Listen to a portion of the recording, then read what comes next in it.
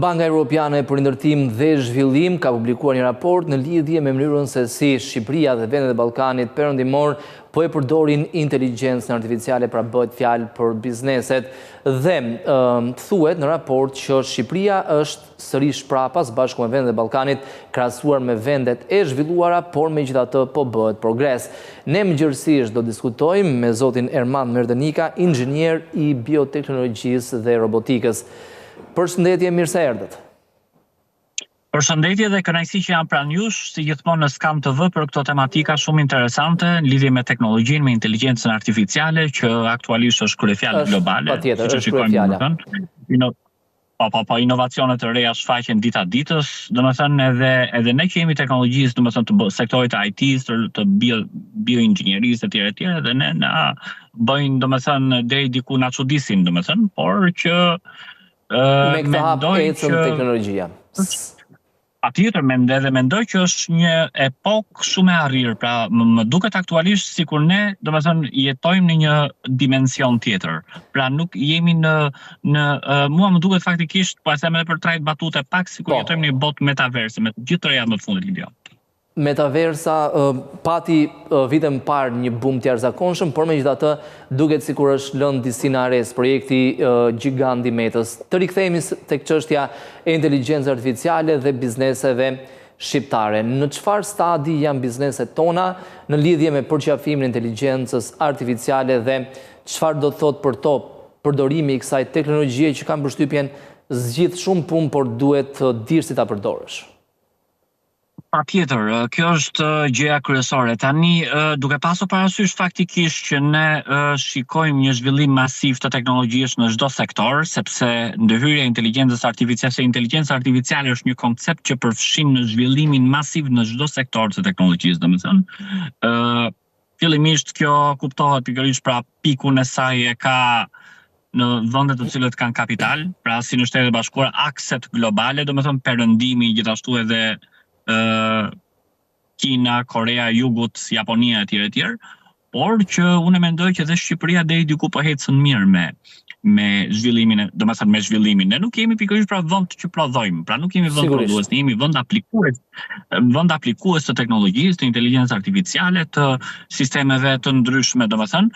Por në Shqipëri mendoj që ka shumë të rinj të cilët janë shumë të apasionuar, kryesisht të fokusuar edhe ke pjesa e startupeve, gjatë të cilës krijojnë, ideojnë, domethënë eksperimentojnë me konceptet, por që unë në Shqipëri e shikoj domethënë inteligjencën artificiale shumë të fokusuar në pjesën e IT-s, pra në information technology, pra pjesën e IT-s, në marketingun digital, sot ka të rinj, domethënë të cilët janë të apasionuar mbas reelseve, mbas videove, kanë shprehen atë aspektin kreativ në botën e biznesit dhe ekonomisë, që do të thotë programet financiare etj, të cilët lehtojnë punën, domethënë në çdo sektor, kryesisht në botën e IT-s. Për shembull, unë si po marr rastin tim Milion, para shumë vite si një ekspert i IT-s, domethënë para 20 vjetësh po më themi apo 15 vjetësh, për të krijuar pikërisht pra një infrastrukturë rrjeti, për të konfiguruar servera etj, duhet një punë goxha e madhe.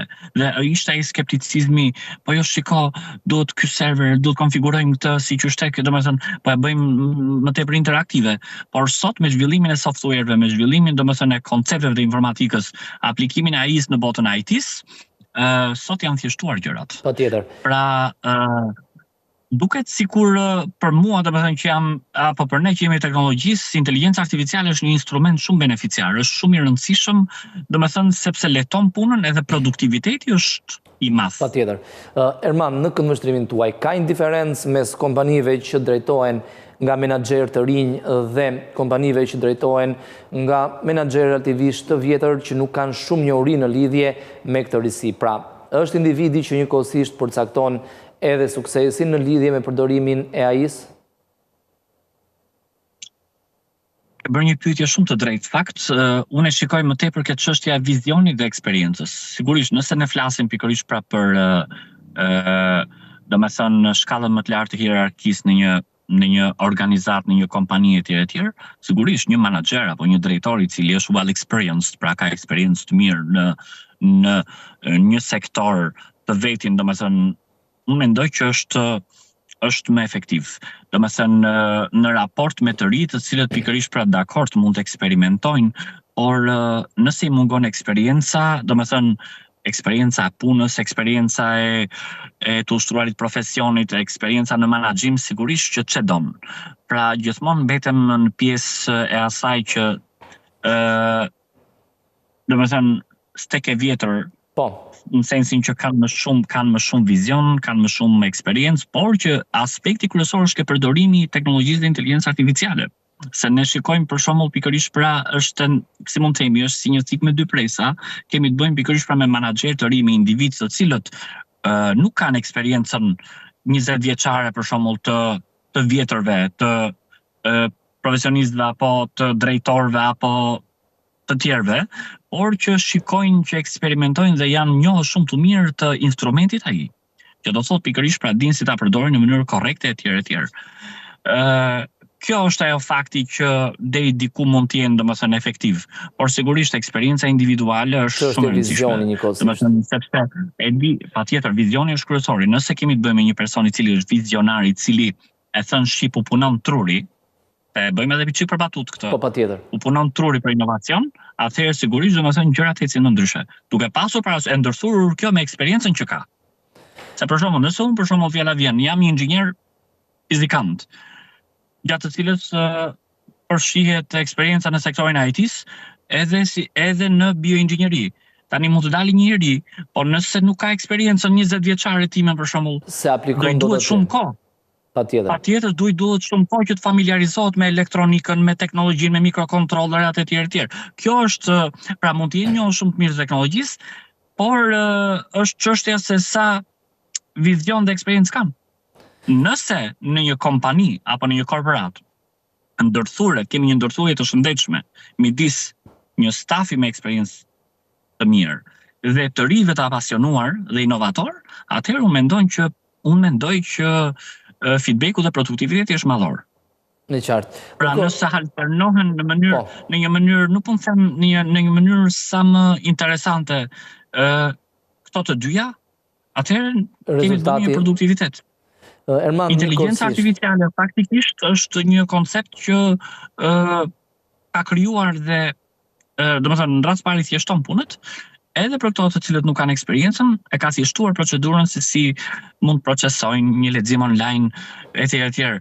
Ka krijuar edhe profesionin e ri, se shpesh themi për ai që inteligjenca artificiale po na zëvendëson, që është e vërteta në mënyrë indirekte po e bën këtë gjë. Domethënë po zëvendëson më së miri. Domethënë, pse si po e zëvendëson? Në industritë e automobilave, në industritë e elektronikës, në industri të tjera të ndryshme për shembull, para 15 vjetësh apo 20 vjetësh, në një korporat madh apo në një kompani, po flasim për korporatat international. Për shembull, kishin një staf të madh punojësish, që mund të ishin për shembull 10.000, 15.000, 7.000 veta, kurse sot gjysma e numrit punojësve është reduktuar për shkak të zhvillimit të teknologjisë, që do të thotë pikërisht pra në industritë e automobilave kemi një staf është robotika që bën punën. Ulët e numër punojësish, por që janë ata punojës të cilët qëndrojnë në këto korporata, janë ato që janë well trained ose overqualified people, ato që janë të trajnuar mirë ose të mbikualifikuarit. Kurse pjesën tjetër bëjnë ato krahët robotik dhe produktiviteti mujor mund të jetë për shembull 2.000 apo 3.000 automobila në muaj krahasuar me 15 vjet apo 20 vjet përpara, kur stafi i madh i punojësve punonin intensivisht shumë dhe produktiviteti mujor mund të shkonte rreth 20 apo 30. Kjo që mua më çudit, fatkeqësisht koncepti i njeri po sumohet fakt, sepse jetojmë në një periudhë kapitaliste ku fokusi kryesor është produktiviteti dhe përfitimi, që do të thotë the headquarters për shembull të korporatave apo pronarët e themi shqip, CEO-t etj janë të interesuar më shumë tek produktiviteti. Qëllimi është fitimi i çdo kompanie. Patjetër, qëllimi kryesor është që po e sfumojmë pak përqendrimin dhe vlerësimin e inteligjencës natyrale, pra trurit njerëzor, dhe po fokusohen më shumë ke eksperimentimi, pra aplikimin e inteligjencës artificiale, që unë them truri elektronik për batut. Mund të ketë rreziqe kjo, Erman? Mund të ketë rreziqe pikërisht kjo që ju thatë, besimi gjithmonë më shumë mbase në disa raste edhe në verbëri të inteligjencës artificiale? Inteligjenca artificiale, Lindjon, është një koncept që realisht unë e përmenda pak a shumë po na zëvendëson, por në mënyrë indirekte.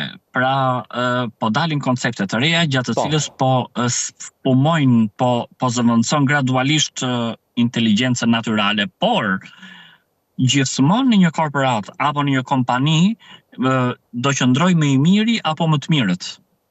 Sigurisht. Ndërkohë që sepse më i miri apo më të mirët din dhe ta menaxhojnë më së miri ai në instrumentin ai. Ndërkohë të tjerët duhet, për shembull, fjala vjen, do jenë lehtësisht të zëvendësueshëm. Por asnjëherë inteligjenca artificiale nuk do të zëvendësoj totalisht 100% njeriu, pra inteligjencën natyrale, sepse unë faktikisht e kam pas përmendur se disa thonë, "Ua, shumë e frikshme, do zëvendësohemi etj, që ka filluar, siç kishte nxjerrur një lajm Jeff Bezosi që do hiqte nga puna një pjesë të madhe të punojësit nga Amazon dhe do zëvendësonte me robot. Kjo është një gjë që është e pritshme. Por që gjithmonë jo totalisht inteligjenca artificiale do të zëvendësoj pikërisht pra një profesionist apo një menaxher shumë të mirë.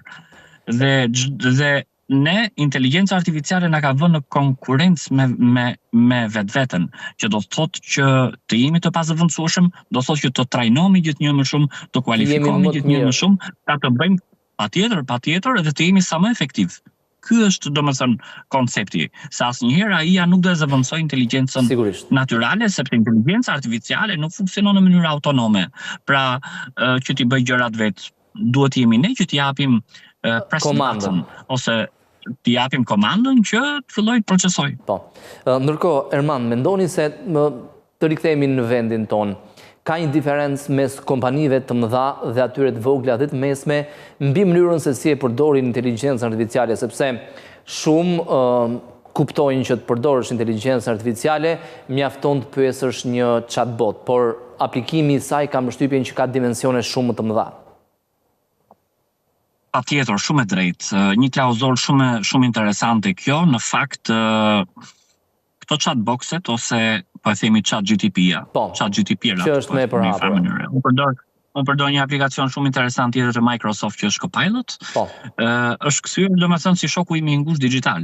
Që do thonë unë për shembull për çdo lloj pyetje në fusha të ndryshme që dua të marr një informacion, mjafton shkruaj aty dhe e çuditshmja është që ta jep në një mënyrë shumë korrekte, të detajuar, siç është tek, domethënë tjetër gjë, për shembull, shpesh në sektorin shëndetësor, meqense mbulojmë këtë pjesën e sistemit shëndetësor, kjo po keq përdoret deri diku, për shembull nga qytetar apo pacient të cilët u shfaqet një problematik mjekësore dhe menjëherë shkojnë tek ChatGPT apo këto chatet virtuale për të marrë një informacion për shëndetin, duke evituar se çfarë ka ndodhur, për shembull, ka ndodhur që një pacient ju shfaq një masë tumorale shumë e vogël në pjesën e veshit, parotis, dhe duke googulluar gjithkohën apo sepse ne unë i kam emëruar këto edhe si për batut, Google, Dr. Google apo ChatGPT, Dr. ChatGPT, se realisht japin informacion, por ka pacient ose qytetarë të cilët janë të fokusuar dhe kanë impakt facilitetet spitalore, kanë frikë që shkojnë, frikë psikologjike apo psikoneurotike etj, dhe menjëherë fokusohen aty për një problem, vazhdojnë me muaj të tërë, kërkojnë vazhdimisht. Por ChatGPT-ja apo asistenti virtual ty të sugjerojnë që shiko, ky mund të jetë informacion, të jap një informacion, të jap një gjë gjatë informacione, por që në fund fare të thonë për një konsultohesh edhe me doktorin specializuar, duhet të shkosh tek një mjek real apo tek një klinikë mjekësore apo në sistemet spitalore, që të marrësh diagnozën e saktë. Po, sigurisht, jo të besosh verbalisht aty. Për të tjera gjëra mund të përdoret unë për çdo gjë, domethënë, thjesht për informacion përdor aplikacionin. Për çdo gjë unë e përdor si madje edhe në profesionin tim, apo sepse unë mbuloj dy sektor kryesisht, sektorin e IT-s dhe pjesën e inxhinierisë biomjekësore. Unë e pyet vazhdimisht, domethënë, dhe është shumë suportive, më ndihmon jashtëmase. Erman, ju falenderoj për gjitha mendimet e sjella në studio, ditë mbar në vijim. Për mua ishte një kënaqësi shumë e madhe që isha pranë jush në Skan TV. Faleminderit.